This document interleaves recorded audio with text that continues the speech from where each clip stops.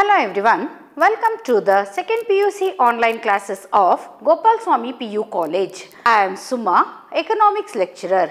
In today's session, let us discuss the continued part of the first lesson of microeconomics, that is Introduction to Microeconomics. In today's session, let us discuss in detail about the central problems of an economy.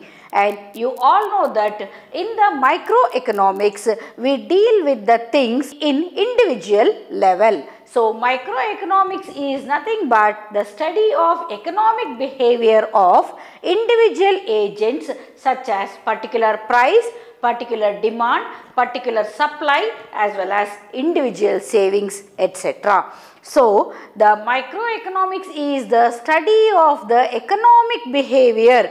Look at the word, it is the study of economic behavior of individual agents of an economy such as demand for particular goods, the supply of particular goods and the price of particular goods and the individual savings. So, each and every individual units of an economy are studied in terms of the economic behavior. So, the microeconomics is one which deals with the individual problems of an economy at the individual agents level. In our previous session itself, we dealt about the central problems of an economy. There are three important problems that any economy is facing, that every economy faces. They are what to produce, how to produce and for whom to produce. So, these three are the basic problems of an economy. You all know that there are four important economic activities in every economy and they are the production, consumption, distribution and exchange. So, in discharging these four activities, they are production, consumption. The four major economic activities are production, consumption, distribution and exchange. So, these are the four economic activities.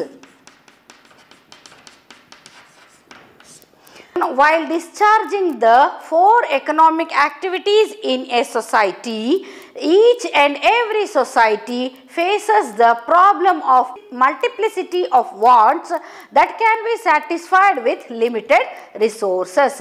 So, you all know that human wants are unlimited and the resources to satisfy these unlimited wants are scarce. In the discharge of its economic activities will face this problem. So, the multiplicity of wants. You all know that a human has different types of wants. Out of his different types of wants, he has to select a set of wants that should be met with among the available wants or among the existing wants. So, it applies to a society or to a country also. A country has multiplicity of wants, but first it has to prioritize the wants among the existing wants, and after it has prioritized the wants, it should be satisfied. These wants should be satisfied with the available resources.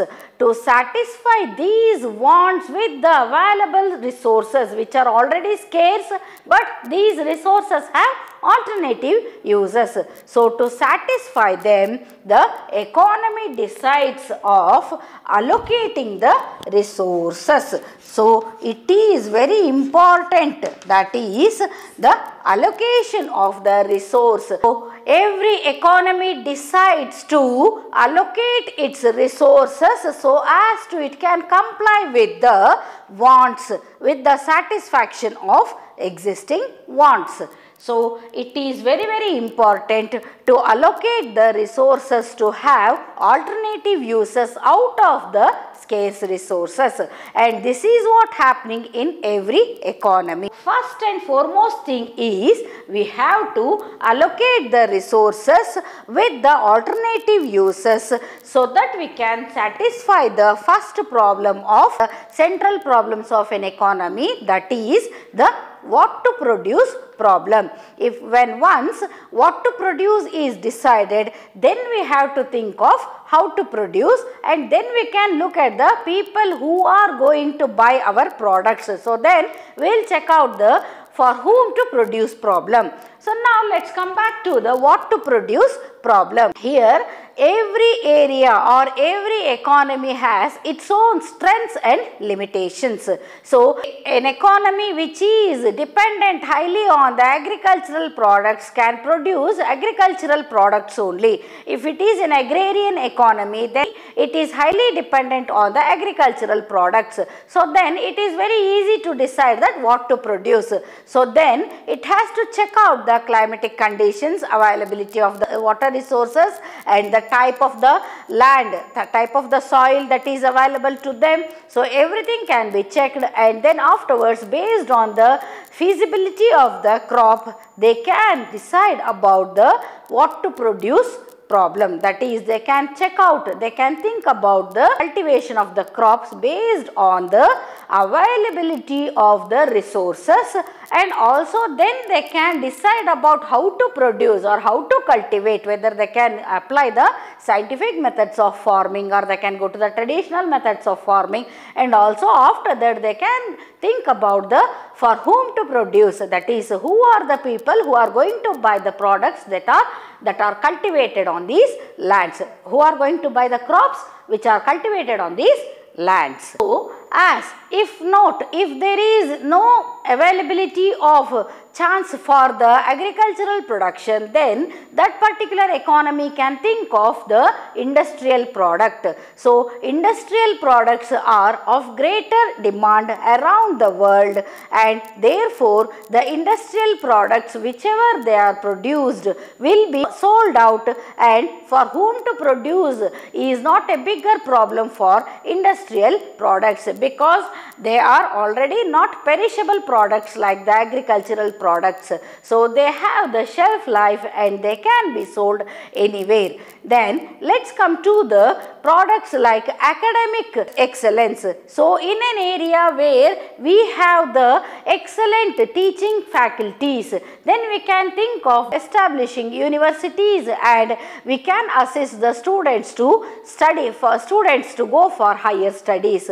So, like this, there are multiple options for every economy to decide about what to produce. The second one is how to produce.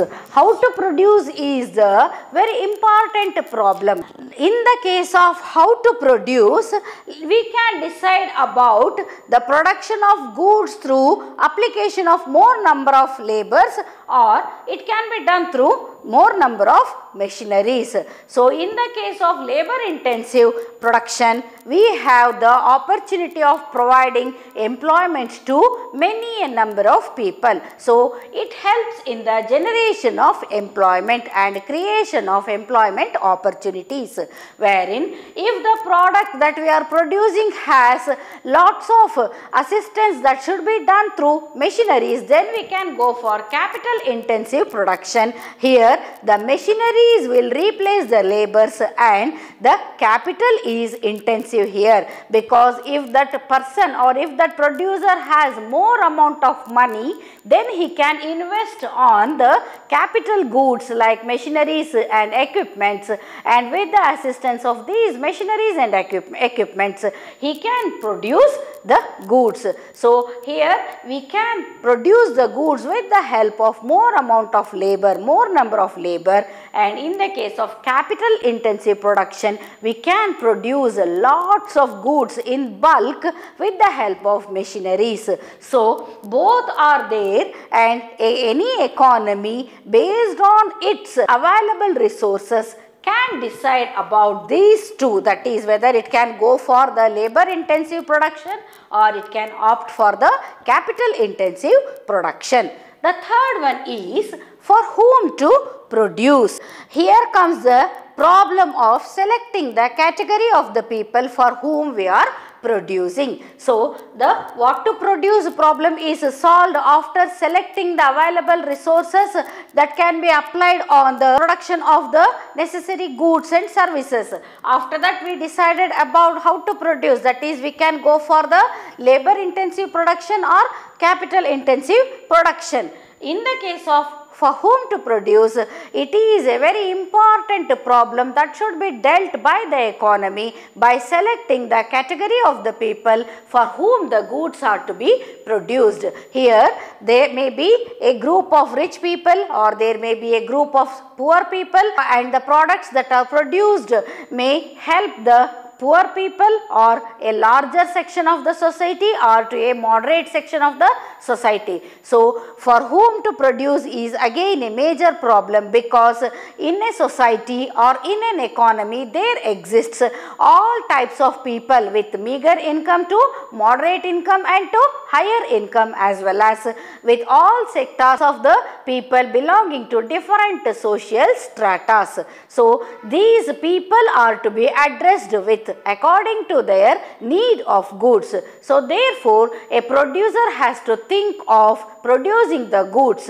So, here every economy thinks of producing goods which brings more profit to them. So, then here comes the problem of selecting for whom to produce. If it is a centrally planned economy or socialist economy, it thinks in terms of the social welfare and produces low cost goods that can be purchased by every individual of the society. In the case of a market economy, the goods are produced keeping in mind the targeted people of the society who have greater amount of income. So, market economy thinks in terms of profit maximization. These are the three important problems of an economy, and after that we have to think about the other small problems of the economy, and they are the allocation of the resources according to their availability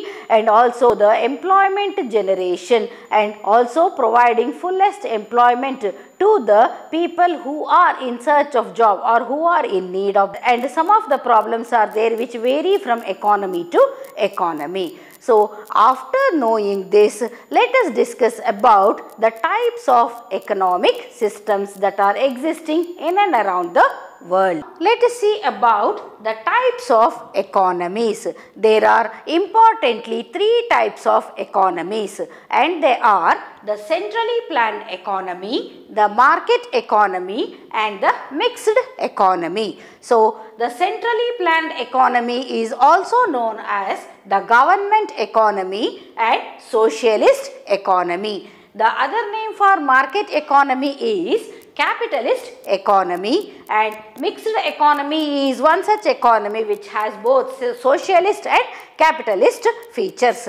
So, the centrally planned economy is one where the economy is completely under the control of the government. All the factors of production and the resources are controlled by government.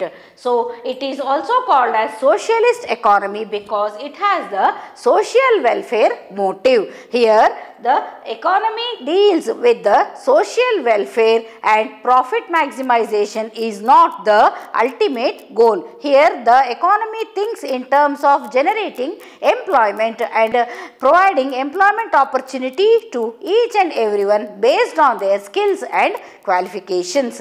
So, here in the case of market economy, it is purely capitalist and the resources and the factors of production are under the control of a few investors, that is with in the hands of some giant investors or the one who is ready to invest huge capital on the industries. So, it has the profit motive. The market economy's ultimate goal is to maximize the profit. In the case of mixed economy, it is both having welfare motive, social welfare motive as well as the profit motive also. So, now let us see the examples for all these three types of economies. The centrally planned economy or socialist or the government economy is existing in North Korea, China and Cuba. So, you all know that China has the government economy and all the resources are in the hands of the government. When you come to the market economy, it can be seen in USA, United States of America. It is called as the big brother of the world because of its potential of investment. So, it has a giant investment capacity and all the major industries are located or established in USA. And Japan is again an example for the market economy, United Kingdom, Australia and Canada. So, all these are the examples for market economy. In mixed economy, in our country itself, we can see the example for mixed economy. Here, the goods are not completely under the hands of the resources are not completely in the hands of either they are not in the hands of government or in the hands of the private sector. It is a joint venture, that is the public sector is also equally active along with the private sector. These private sector and public sector companies produce the goods which are required to satisfy the demands of the consumers. So, here we have both socialist and capitalistic features. Socialist feature is that the welfare motive, government thinks in terms of welfare motive. During this pandemic period, the government gave free medicine supply and it has allowed the people to take 14 days of free quarantine in its government hospitals, and it has supported the patients with free food supply. So, here you can see the welfare motive. The government wishes the social welfare, and for that only we have the government hospitals, government schools, government dispensaries, as well as equally capitalist features are also existing in our country, and you can see the private sector. The giant investors are seen in our country also who are ready to invest on the industries, and even the indigenous companies of our countries are also equally producing the good quality industrial products so that we can match to the market economy also. So, the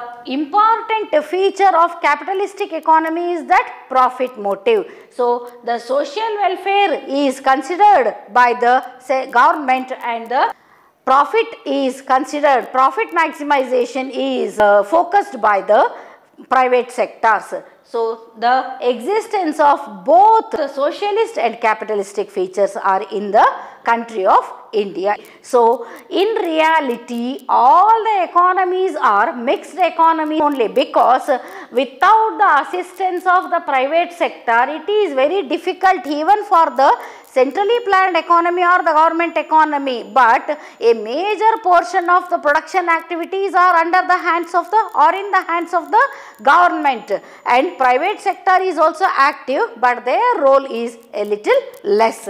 In the case of market economy, completely everything cannot be produced by the marketers or the capitalists.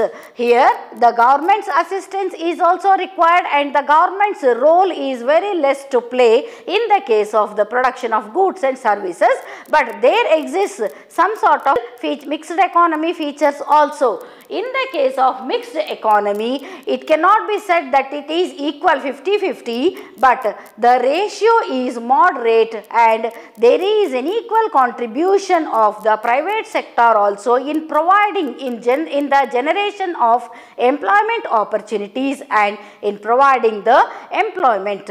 So, the problems of the country like India, in the country which has the mixed economic system, is dealt with by both the socialistic economical features and the market economical features. Here the government provides all the necessary goods and services to the public at a lesser cost and even at a meager, very less price, and the same services are provided by the market economy in our country with sophistication and advanced technology for a higher cost. So the people who have less money here, in the case of mixed economy, both the rich as well as the poor can get their products. Even the poor are also able to get the products which are affordable at their levels of income. So in reality, all the economies are mixed economies only. Let me end up today's session with a thought. So today's thought is, what hurts you today will make you strong tomorrow. That is, what hurts you today makes you strong tomorrow. So only thing is that when we are hurt by someone or by some incident, we should have patience, so that if we deal with the things which hurt us in a calm way, then it teaches us how to become strong, because we don't know how strong we are until being strongest is the only option for us. So we have to think in terms of being stronger in an inner way, in the inner sense, so that whatever hurts, we have to let them go off. So because if we think of that incident or about that person only, it is just a waste of time, because every people and every situation will change. Nothing is permanent. Everything will pass. So therefore, whenever we are hurt by some incident or some people, we have to think about one sentence, that is, this too will pass, because no situation is permanent. Everything changes. So we have to witness the change that is happening around the society, and we should learn from it, because only one life is not sufficient to experience all the emotions. So we can learn from others also, and we should not be disturbed when we are hurt, because it is a part of the game, and we should learn from that pain. And a very important lesson that it teaches us is to become strong and stronger more. So with this, I conclude this session. Thank you.